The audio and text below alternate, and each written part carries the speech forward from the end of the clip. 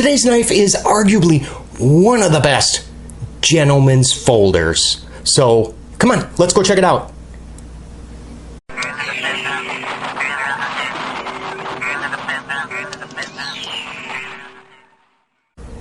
Hey, I'm Jay, and if you're looking to buy a knife and you need to see what it's like first before you drop your hard-earned money on it, here's what you got to do. Click on subscribe so I can help you, and remember to click that bell notification so you don't miss a thing. And right now you should be looking at the specs, so those of you interested, good place to pause. Before we jump in, I just want to tell you about this new channel that I recently started following, and I have to tell you guys, it is unlike any other in this genre, and that's all I'm going to say. So go over to Everyday City Carry, say hi to my guy Ray, let him know Jay the Knife Beater sent you. And I want to say hi to all of my new subscribers. Thank you so much. And those of you, if you could sound off down in the comment section, you know, just say, hey, I'm new, so and so sent me here, because I really like to kind of meet and greet each and every one of you, well, as personally as I can through a screen. Why don't we go ahead and just get into the size comparisons, and then as usual we'll do first what I like about this and some of the potential deal breakers that I see. And those of you that are really short on time, let me just tell you, I absolutely love this knife. Buy it. So first I'll bring out the Benchmade bug out, and how about the Kershaw Skyline and Kaiser Vanguard Dukes. Oh, another gentleman's folder and also another Kaiser, the Beglighter, and let's do just one more, and that is going to be the Ferrum Forge Crux.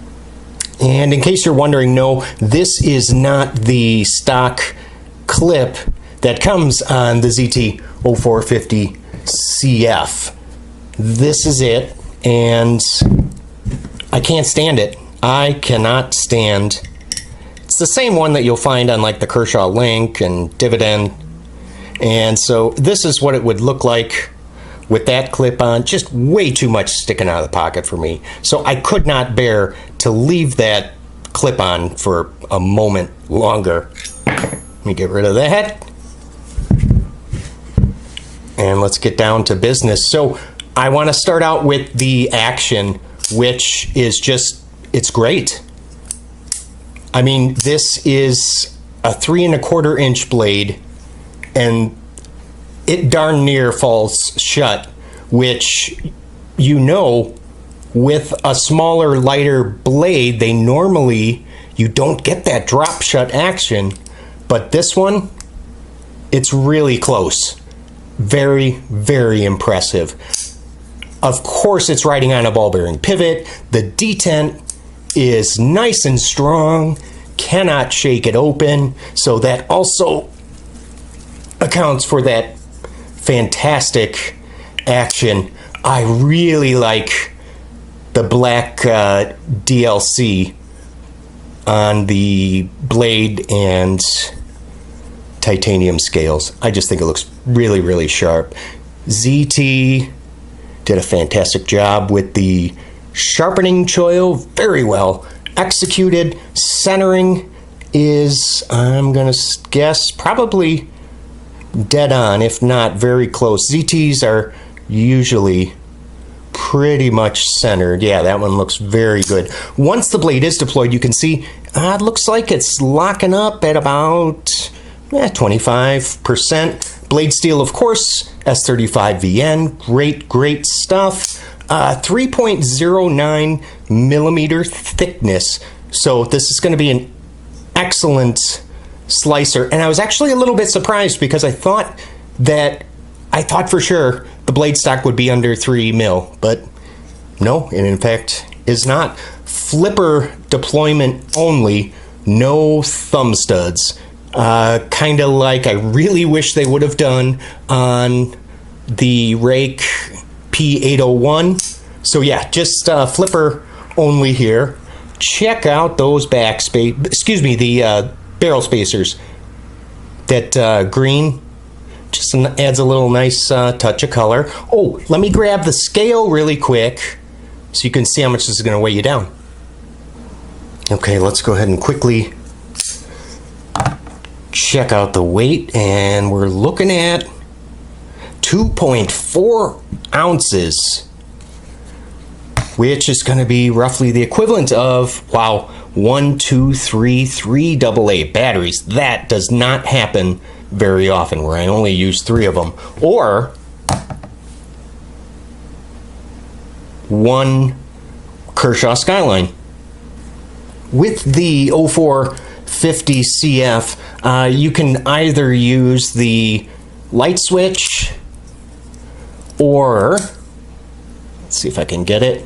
Yeah, push button deployment, both work great. Traction is excellent on the handle from the carbon fiber scale on one side, titanium on the other.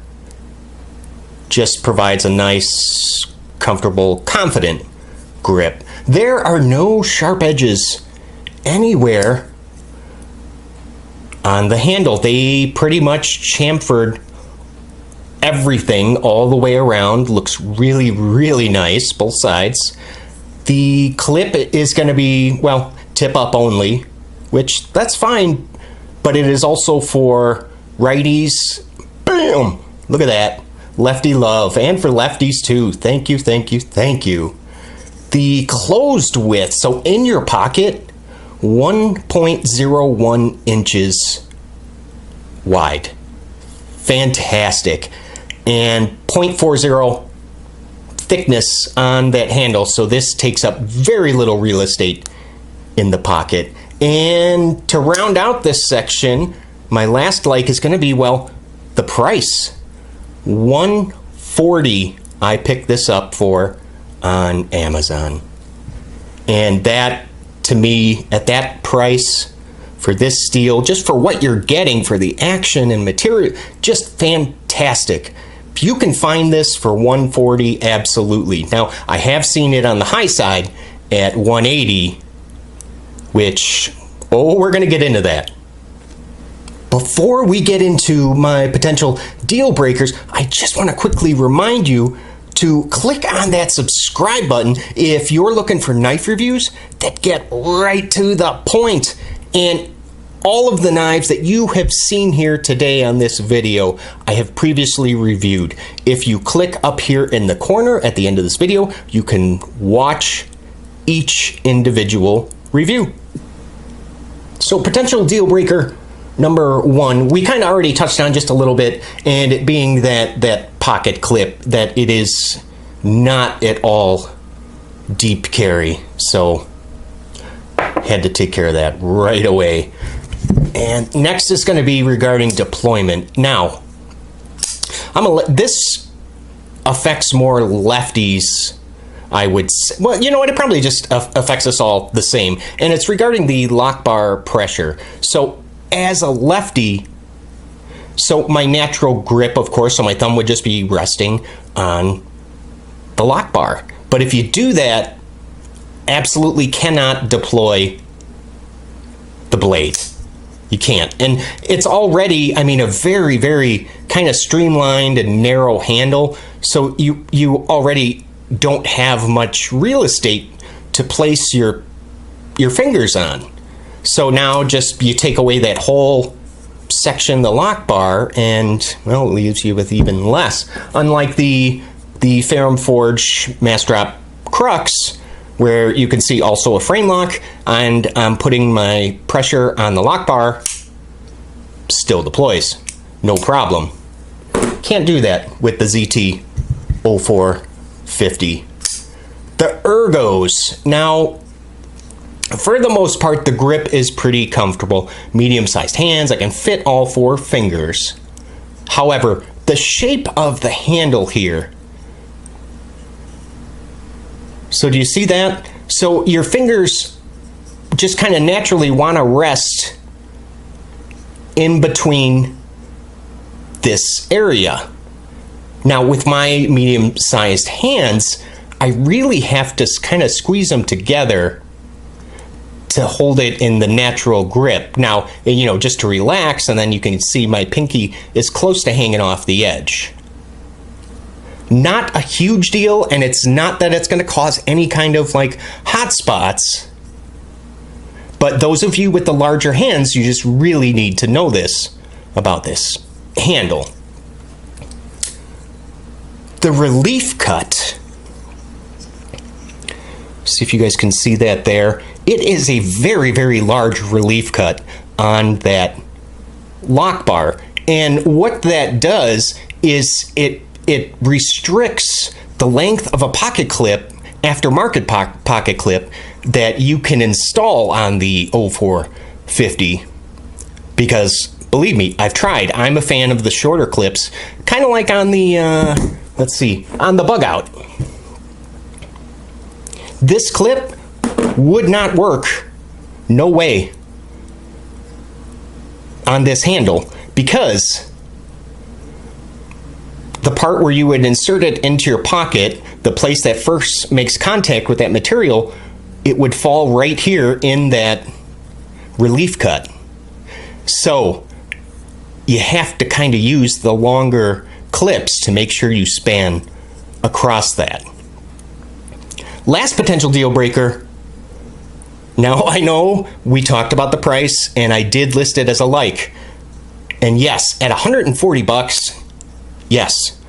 All day long, yes. 180, which is, I have seen on some retailer websites, that it really is pushing it. I mean, you might as well, you know, just jump up the extra money to get the pocket sword with the 4-inch blade. So at 180, that really is pushing it for me. 140, heck yeah. I would like to know from you guys, what is your favorite gentleman's / office carry knife? Let me know down in the comment section below.